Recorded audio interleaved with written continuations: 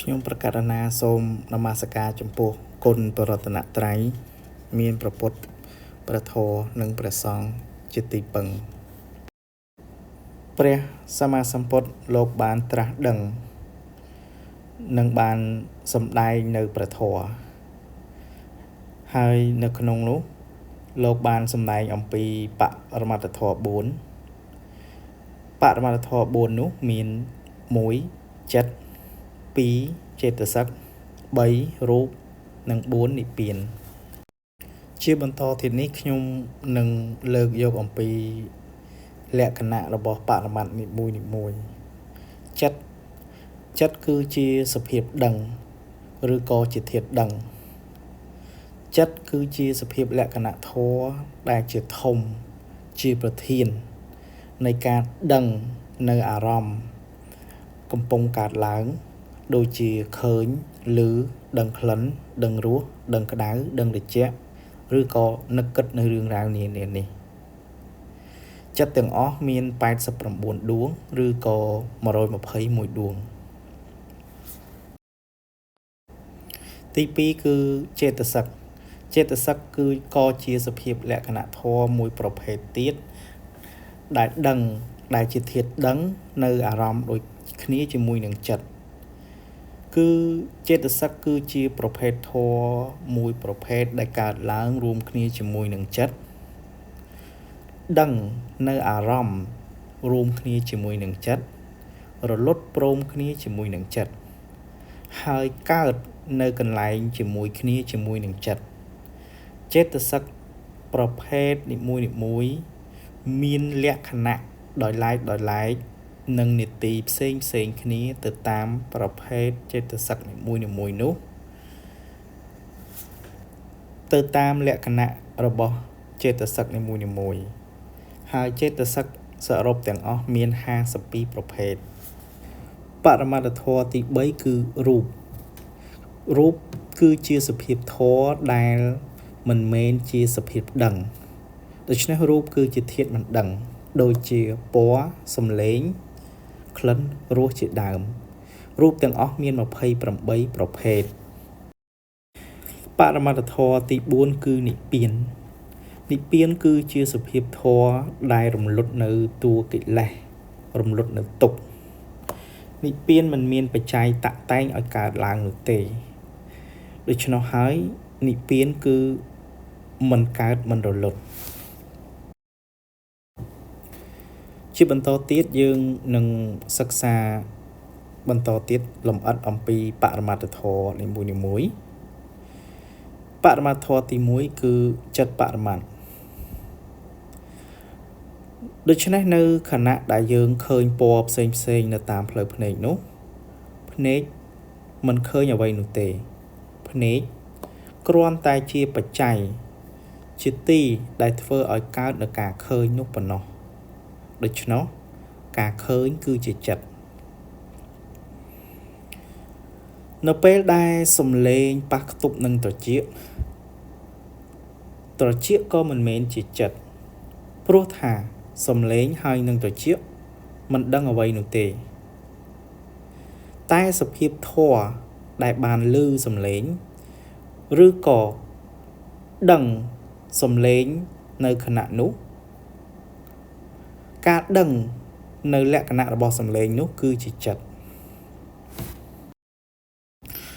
ដូច្នេះពណ៌វណ្ណៈឬក៏រូបអារម្មណ៍គឺជាបច្ច័យភ្នែកក៏ជាបច្ច័យរូបអារម្មណ៍ហើយនឹងភ្នែកឬក៏ចក្ខុប្រសាទគឺជាបច្ច័យ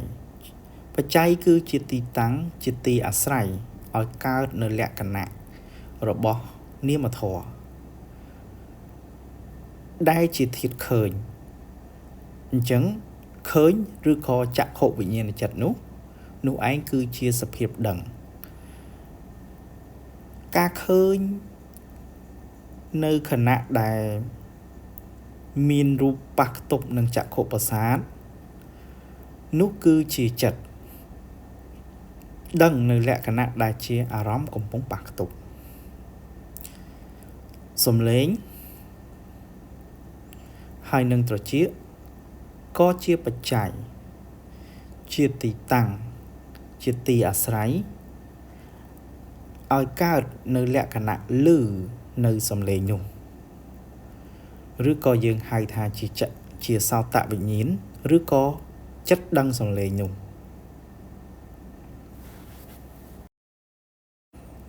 ដូច្នោះ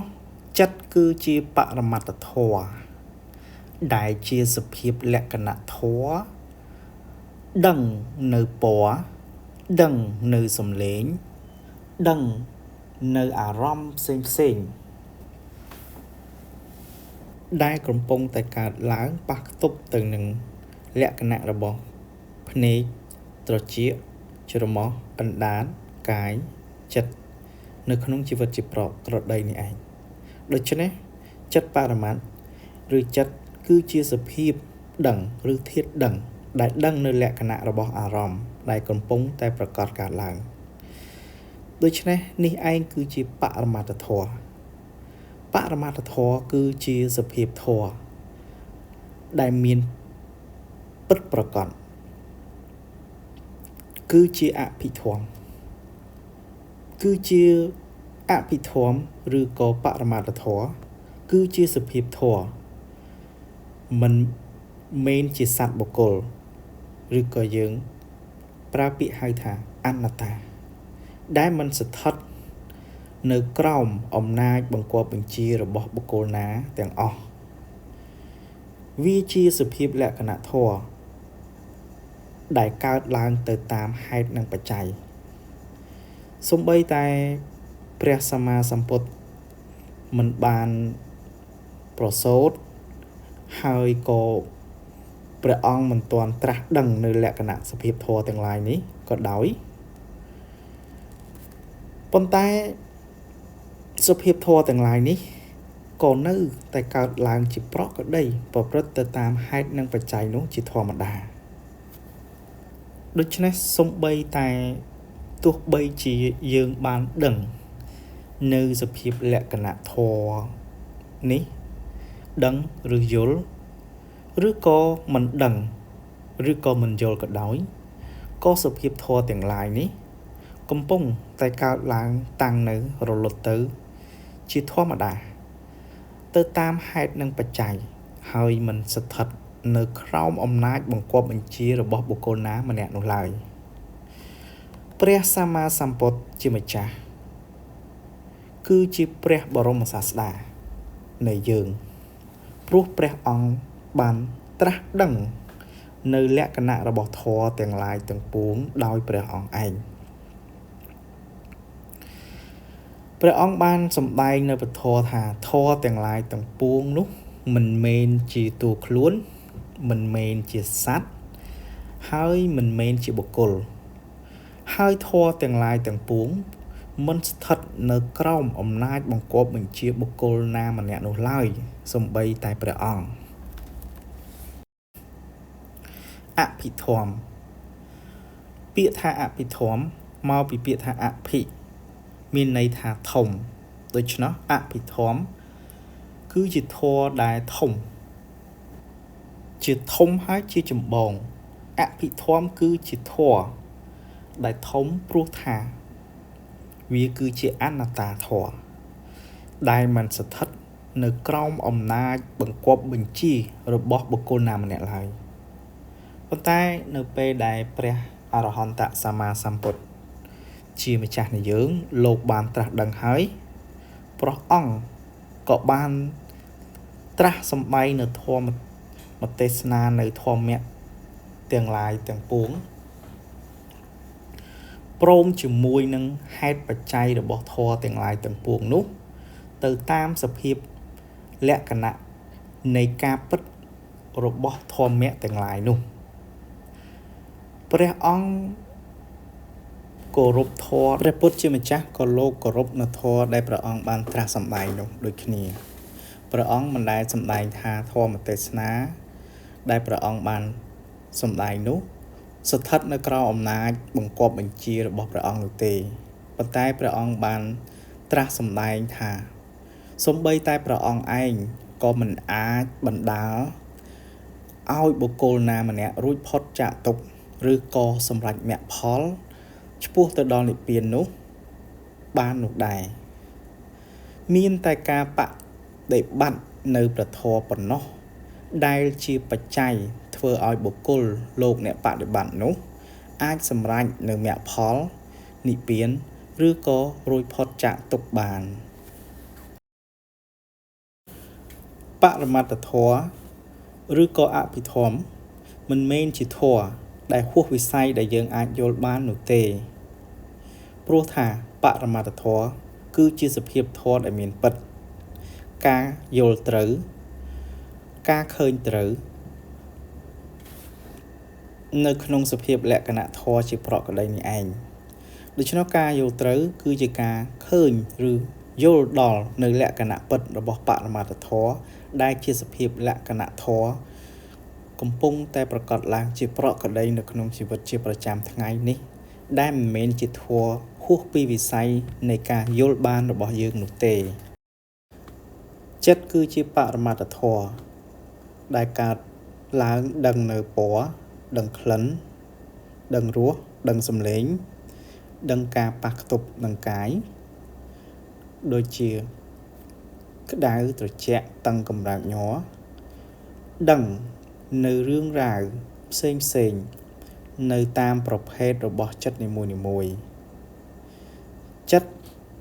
ដែលកើតឡើងឃើញពណ៌នៅតាមផ្លូវភ្នែកជាចិត្តមួយប្រភេទចិត្តដែលកើតឡើងដឹងនៅសំឡេងនៅតាមផ្លូវត្រចៀកគឺជាចិត្តមួយប្រភេទទៀតចិត្តដែលកើតឡើងដឹងក្តៅដឹងត្រជាក់ដឹងរឹងដឹងទន់នៅតាមផ្លូវកាយគឺជាចិត្តមួយប្រភេទទៀតចិត្តនឹកគិតរឿងរ៉ាវផ្សេងដែលបានកើតឡើងដឹងនៅលក្ខណៈឬរឿងផ្សេងនោះនៅតាមផ្លូវចិត្តគឺជាចិត្តមួយប្រភេទផ្សេងទៀតចិត្តដែលកើតនៅតាមផ្លូវចិត្តក៏ប្រព្រឹត្តទៅតាមប្រភេទរបស់ចិត្តនីមួយនោះទៅតាមបច្ច័យដែលបានធ្វើឲ្យចិត្តនោះកើតឡើងហើយក៏រលត់ទៅដូចគ្នានៅខណៈដែលចិត្តកំពុងតែកើតឡើងឃើញនៅអារម្មណ៍ណាមួយក៏ដោយនៅខណៈនេះខណៈហ្នឹងមិនមែនមានចំពោះតែចិត្តដែលឃើញប៉ុណ្ណោះទេឬក៏វាមិនមែនមានចំពោះតែអារម្មណ៍ដែលចិត្តឃើញប៉ុណ្ណោះដែរប៉ុន្តែគឺត្រូវមានទាំងចិត្តឃើញហើយនិងអារម្មណ៍ដែលចិត្តឃើញនៅពេលដែលមានអារម្មណ៍ដែលត្រូវបានឃើញនៅខណៈណាក៏ស្ដែងឲ្យឃើញថានៅខណៈនោះត្រូវតែមានសភាពលក្ខណៈឃើញគឺជាចិត្តឃើញហ្នឹងប៉ុន្តែដោយសារការដែលយើងព្យាយាមទៅលើតែវត្ថុឬក៏អារម្មណ៍ដែលត្រូវបានចិត្តឃើញនោះក៏ធ្វើឲ្យមិនដឹងនៅសេចក្តីពិតថាអារម្មណ៍ដែលបានឃើញប្រកបឡើងនោះការដឹងនៅអារម្មណ៍នៅគណៈនោះបានព្រោះចិត្តកើតឡើងធ្វើកិច្ចឃើញនៅអារម្មណ៍ទាំងឡាយនោះនៅគណៈដែលចិត្តនឹកគិតនៅក្នុងអារម្មណ៍តែជាមួយនៅក្នុងអារម្មណ៍ជាមួយគ្នានោះចិត្តគិតរឿងណាក៏ដោយរឿងរ៉ាវផ្សេងនោះឬក៏ពាក្យដែលចិត្តកំពុងតែគិតនឹកនៅខណៈដែលចិត្តកើតឡើងដឹងនៅអារម្មណ៍ឬក៏ចិត្តកំពុងតែដឹងនៅរឿងរ៉ាវផ្សេងនោះអញ្ចឹងអ្វីដែលចិត្តកំពុងនឹកគិតឬក៏ចិត្តកំពុងតែដឹងនោះយើងហៅថាជាអារម្មណ៍ដូច្នេះចិត្តគឺជាសភាពដឹងគឺជាធាតុដឹងដែលជាធាតុដឹងជាធំជាប្រធាននៅក្នុងការដឹងនៅលក្ខណៈអារម្មណ៍ដែលកំពុងតែប្រកបឲ្យចិត្តដឹងនោះអញ្ចឹងរាល់វត្ថុឬក៏រឿងរ៉ាវដែលចិត្តអាចដឹងបានយើងហៅថាជាអារម្មណ៍ពាក្យថាអារម្មណ៍ នៅក្នុងព្រះធម៌ដែលព្រះសម្មាសម្ពុទ្ធបានបង្រៀនគឺសំដៅទៅលើអារម្មណ៍ឬក៏វត្ថុដែលចិត្តដឹងនៅខណៈដែលចិត្តកើតឡើងឃើញអារម្មណ៍ឬក៏ឃើញពណ៌ដែលកំពុងតែកើតឡើងនៅតាមផ្លូវភ្នែកនោះរបស់ឬក៏វត្ថុដែលកំពុងតែប្រកបនៅតាមទ្វារភ្នែកក៏ជាអារម្មណ៍របស់ចិត្តនៅខណៈនោះដូច្នេះនៅខណៈដែលចិត្តកើតឡើងឮសំឡេងក៏ជាអារម្មណ៍របស់ចិត្តនៅខណៈនោះដែរខណៈដែលចិត្តកើតឡើងដឹងនៅលក្ខណៈរបស់ក្លិនគឺជាអារម្មណ៍របស់ចិត្តនៅខណៈនោះខណៈណាក៏ដោយដែលចិត្តកើតឡើងដឹងនៅលក្ខណៈរបស់រសក៏ជាអារម្មណ៍របស់ចិត្តនៅខណៈនោះខណៈដែលចិត្តកើតឡើងដឹងលក្ខណៈក្តៅដឹងលក្ខណៈត្រជាក់ដឹងលក្ខណៈរឹងទន់កម្រើកញ័រឬក៏ដឹងលក្ខណៈដែលជាការសម្ផស្សនៅនឹងកាយរបស់យើងហ្នឹងអញ្ចឹងនៅខណៈនោះលក្ខណៈទាំងអស់នោះគឺជាអារម្មណ៍របស់ចិត្តនៅខណៈនោះដូចគ្នាខណៈដែលចិត្តកើតឡើងគិតនឹកនៅរឿងរ៉ាវផ្សេងដែលកំពុងកើតឡើងហ្នឹងនោះក៏ជាអារម្មណ៍របស់ចិត្តដែលកំពុងតែនឹកគិតនៅខណៈនោះដូចគ្នានៅពេលដែលចិត្តកើតឡើងក៏ត្រូវតែមានអារម្មណ៍ជាមួយគ្នាគ្រប់ខណៈចិត្តកើតឡើងនៅខណៈណាក៏ត្រូវតែដឹងនៅអារម្មណ៍នៅខណៈនោះនៅពេលដែលចិត្តកើតឡើងហើយมันមានអារម្មណ៍កើតឡើងដែរនោះគឺអត់បានគឺមិនកើតនោះទេឬក៏មានតែចិត្តដែលជាសភាពដឹងដោយមិនមានអារម្មណ៍ដែលត្រូវដឹងនោះក៏មិនកើតនោះដែរដូច្នោះហើយខណៈណាក៏ដោយនៅខណៈដែលចិត្តកើតឡើងគឺត្រូវមានអារម្មណ៍ឬក៏សភាពលក្ខណៈធម៌ដែលជាលក្ខណៈរបស់អារម្មណ៍នោះគឺជាទីតាំងជាទីអាស្រ័យឬក៏យើងហៅថាជាបច្ច័យនោះឯងដូច្នេះសភាពដឹងឬធាតុដឹងគឺត្រូវកើតរួមគ្នាជាមួយនឹងលក្ខណៈរបស់អារម្មណ៍ឬក៏ជាអារម្មណ៍គឺជាធាតុមិនដឹងដូច្នេះសភាពលក្ខណៈធម៌ពីរនេះมันអាចមានតែអារម្មណ៍ឬក៏ធាតុមិនដឹងអត់មានលក្ខណៈដឹងកើតនោះទេប្រសិនបើមានធាតុដឹងគឺត្រូវតែមានធាតុមិនដឹងកើតឡើងព្រមគ្នាជាមួយគ្នាហើយក៏រលត់ទៅជាមួយគ្នានោះផងដែរចំពោះចិត្តគឺជាសភាពលក្ខណៈធម៌ដែលកើតឡើងដឹងនៅអារម្មណ៍នានា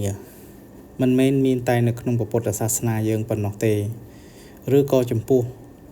មនុស្សប៉ុណ្ណោះដែរចិត្តឃើញចិត្តឮជាដើមហ្នឹងគឺជាបរមត្ថធម៌វាមិនមែនជាឈ្មោះសម្រាប់ជនជាតិណាឬក៏បុគ្គលណាឬក៏សត្វណានោះទេការដែលយើងបញ្ញត្តិថាជាបុគ្គលនេះជាអ្នកឃើញបុគ្គលនោះជាអ្នកឮសត្វនេះបានឮសត្វបានឃើញជាដើមនោះក៏ព្រោះតែអាស្រ័យនៅលក្ខណៈរបស់រូបហើយនឹងការចាំឬក៏សញ្ញាចាំប្រសិនបើមិនមានលក្ខណៈរបស់រូបនឹងកើតឡើងឬក៏សញ្ញាចាំកើតឡើងនោះទេយើងក៏បញ្ញត្តិចិត្តឃើញចិត្តឮនានានោះថាជាបុគ្គលនេះជាអ្នកឃើញ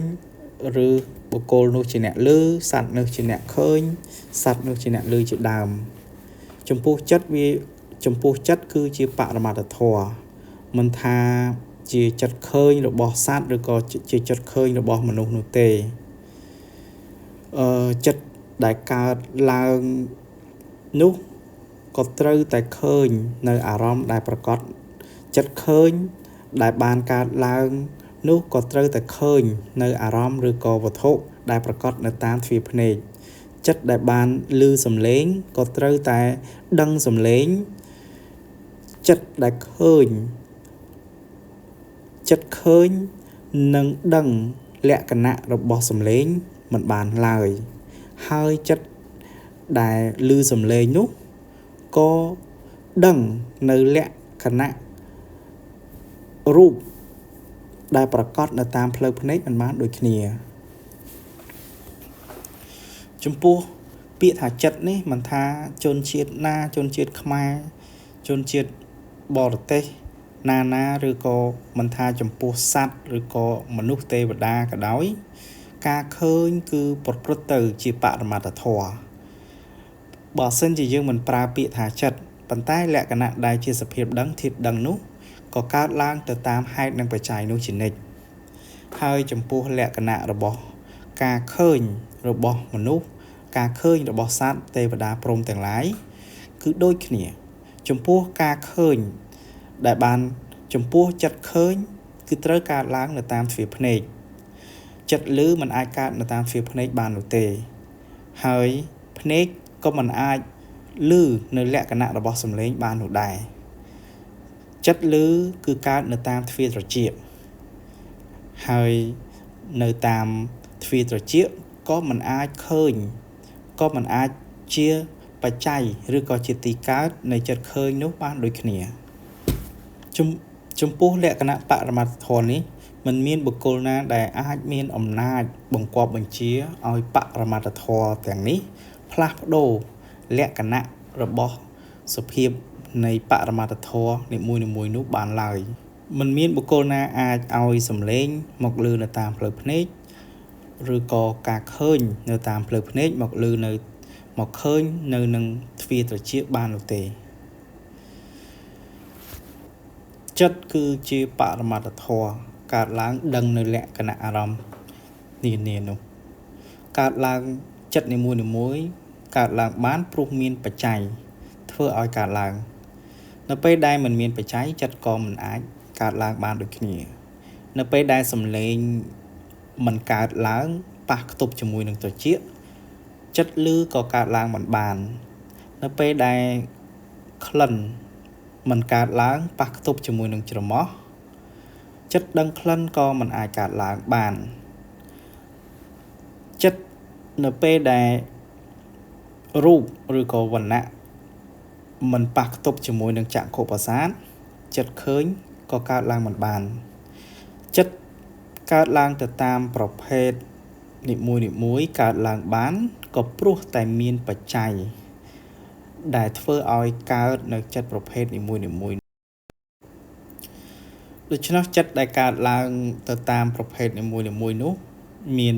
89ដួងឬក៏121ដួងហើយចំពោះបច្ច័យដែលធ្វើឲ្យចិត្តកើតទៅតាមប្រភេទនីមួយនោះក៏មិនមែនមានត្រឹមតែបច្ច័យមួយនោះផងដែរវាមានបច្ច័យជាច្រើនប្រភេទដែលកើតឡើងជាមួយគ្នាចិត្តឃើញកើតឡើងព្រោះមានបច្ច័យគឺភ្នែកដែលជាចក្ខុប្រសាទហើយនឹងរូបគឺជាអារម្មណ៍ដែលប្រកបនៅតាមផ្លូវភ្នែកចិត្តគឺជាបរមត្ថធម៌ដែលមិនមែនជារូបចំពោះបរមត្ថធម៌ដែលមិនមែនជារូបបរមត្ថធម៌នោះគឺជាសភាពនាមធម៌ចិត្តចេតសិកនិព្វានគឺជានាមធម៌រូបគឺជារូបធម៌